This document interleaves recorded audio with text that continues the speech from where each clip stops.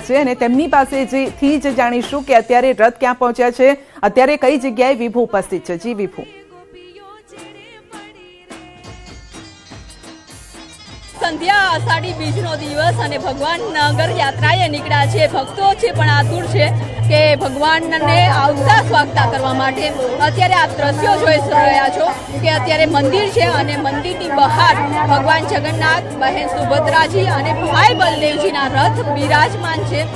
ધીમે ધીમે હવે આ યાત્રા છે આગળ વધશે, પરંતુ તે પહેલા ગજરાજો જતા હોય છે. કહેવાય છે કે ભગવાન ગણપતિનું સ્વરૂપ છે અને જ્યારે પણ કોઈ પણ વિધિ કરતા હોય, કોઈ પણ હિન્દુ તહેવાર હોય ત્યારે હંમેશા ગણપતિ બાપાની પહેલા આપણે પૂજા અર્ચના કરતા હોય છે. ત્યારે આ નગર યાત્રા છે અને નગર યાત્રામાં પણ ગણપતિનું સ્વરૂપ ગણાતા ગજરાજોની આગેવાનીમાં આ નગર યાત્રા નીકળી રહી છે અને નગર યાત્રા હવે ધીમે ધીમે આગળ વધશે. પહેલા ગજરાજો જશે, પછી જે ટ્રક છે કે ભારત દેશની અલગ સંસ્કૃતિ છે તેની ઝાંખી છે તે ટ્રકમાં ટેબલો રાખવામાં આવ્યા છે.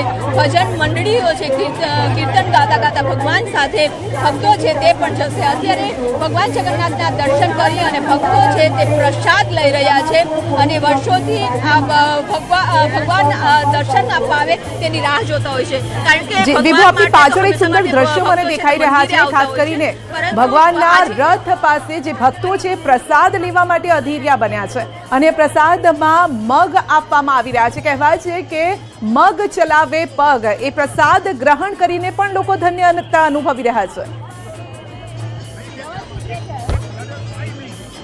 બિલકુલ, કારણ કે અત્યારે પ્રસાદ લીધો છે અને મગનો પ્રસાદ, ખાસ કરીને ખીચડીનો પ્રસાદ ખૂબ જ મહત્વ હોય છે.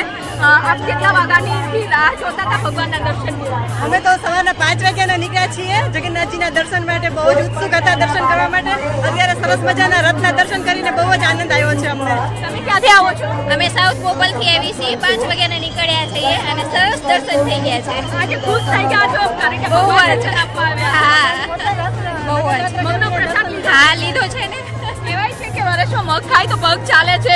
તમે ક્યાંથી આવ્યા છો? આંબાવાડીથી સવારે 5 વાગ્યાથી નીકળ્યા છે. બહુ જ આનંદ થઈ ગયો ભગવાનના દર્શન કરીને. અદ્ભુત અદ્ભુત અદ્ભુત આનંદ. કારણ કે સંધ્યા, હું દ્રશ્યો બતાવવા માંગીશ કારણ કે આનંદ એટલા માટે જ થાય કે ભગવાનનું સ્વરૂપ એટલું સુંદર છે ને કે પોતાના મન મોહી લે. ભક્તો પણ આતુર થઈ ગયા છે, દર્શન કરીને ધન્યતા અનુભવી રહ્યા છે. દૂર દૂરથી ભક્તો છે તે આવી રહ્યા છે. આપ ક્યાંથી આવ્યા છો? ઘોડાસર મણિનગરથી આવી. મણિનગરથી સ્પેશિયલ દર્શન કરવા દર્શન થયા છે ભગવાનના. બહુ જ આનંદ થાય છે, બહુ જ ખુશી થાય છે. એવું થઈ જાય કે ભગવાન મન મોહી લે છે. ચોક્કસ. બેન, ક્યાંથી આવ્યા છો? અમે ઈશાનપુરથી. દર્શન કર્યા છે બહુ ભગવાનના? દર્શન કરીને બહુ આનંદ અનુભવ્યા હો. બહુ જ બહુ સરસ. બોલ કાના આપણે. અમે ભગવાન શ્રી કૃષ્ણના દર્શન કરીને ઘણા ધન્ય થઈ ગયા અને અમે સવાર 4 વાગ્યાના આવ્યા હતા. અત્યારે સરસ દર્શન થયા ને રથ બધા બહાર આવી રહ્યા છે. અત્યારે પણ ભક્તો છે, આપ જોઈ શકો છો કે ભક્તો ખૂબ જ ખુશ છે કારણ કે ભગવાન સામેથી દર્શન આપવા આવ્યા છે અને એને મળી, એની આસ્થા સ્વાગત કરી અને લોકો ધન્યતા અનુભવી રહ્યા છે કે આજે જગતનો નાથ છે તે આજે નગરમાં ભક્તો છે તેને દર્શન આપવા માટે આવી રહ્યા છે અને એટલા માટે જ અહીં લાખોની સંખ્યામાં ભક્તો જોડાઈ રહ્યા છે. સાથે સાથે ઐતિહાસિક આ રથયાત્રા અને AI ટેકનોલોજી સાથેની આ યાત્રા છે તે નીકળી રહી છે. જ્યારે ભગવાન અને ભક્તોની સુરક્ષા પણ સઘન કરવામાં આવી છે, CCTV લગાવવામાં આવ્યા છે અને વ્યવસ્થા પણ એવી કરવામાં આવી છે કે તમામ ભક્તો છે તે ભગવાનના દર્શન કરી શકે.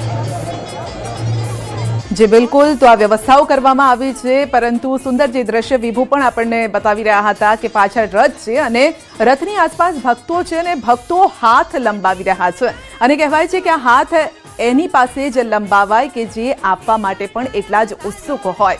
તો કોણ આપવા માટે ઉત્સુક હોય છે? ભગવાનજી સિવાય કોઈ જ નથી હોતું અને ભગવાનજી આજે તેમનો પ્રસાદ આપી રહ્યા છે. મગનો પ્રસાદ આપી રહ્યા છે, જાંબુનો પ્રસાદ આપી રહ્યા છે, ક્યાંક ચોકલેટનો પણ પ્રસાદ મળતો હશે, પરંતુ આજનો પ્રસાદ જે ખાસ હોય છે તે મગનો હોય છે. એટલે કૃષ્ણ સાથે જોડાયેલી અનેક એવી વાતો છે, સંદેશ છે અને તેમાંનો સંદેશ એક પણ છે કે આપણે કહીએ ને કે હેલ્ધી રહેવા માટે તમારે સ્પ્રાઉટ્સ ખાવા જોઈએ અને એ સ્પ્રાઉટ્સ રૂપે એટલે કે મગ ખાવા જોઈએ અને મગ માટે શાસ્ત્રીજી કહેવાય છે કે મગ ચલાવે પગ. એટલે ભગવાનજી પ્રસાદ રૂપે પણ આપણને સંદેશ આપે છે કે ભાઈ જો સારું સ્વાસ્થ્ય તમારે રાખવું હોય તો ખાવાનું પણ તમારું ભોજન પણ ઉત્તમ હોવું જોઈએ, એટલે પ્રસાદ રૂપે મગ આપીને આ સંદેશ આપી રહ્યા છે. વાત કરવામાં આવે કે પ્રસાદની હાથ કોની આગળ લંબાવાય, બહુ શ્રેષ્ઠ વાત કરી. અત્યારે આ કલિયુગનો સમય અને વર્તમાન સમયમાં આગળ વિભુબેને પણ વાત કરી કે આ રથયાત્રા, સર્વપ્રથમ તો આપણે જાણીએ કે રથયાત્રા જ્યારે પ્રારંભ થઈ અને પછી ધીરે ધીરે ધીરે ધીરે વર્ષોત્તર એની અંદર કેવી બધી પ્રગતિઓ અને ઉન્નતિ જોવા મળે છે. એક પ્રકારની કોમી એકતાનો ભાવ પણ આપણને જોવા મળે છે.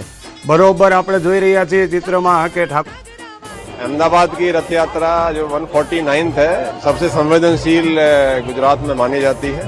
यहाँ की भी व्यवस्था बहुत अच्छी है. हमारे पूरे अरेंजमेंट सब पहले से बेहतर ही होते जाते हैं.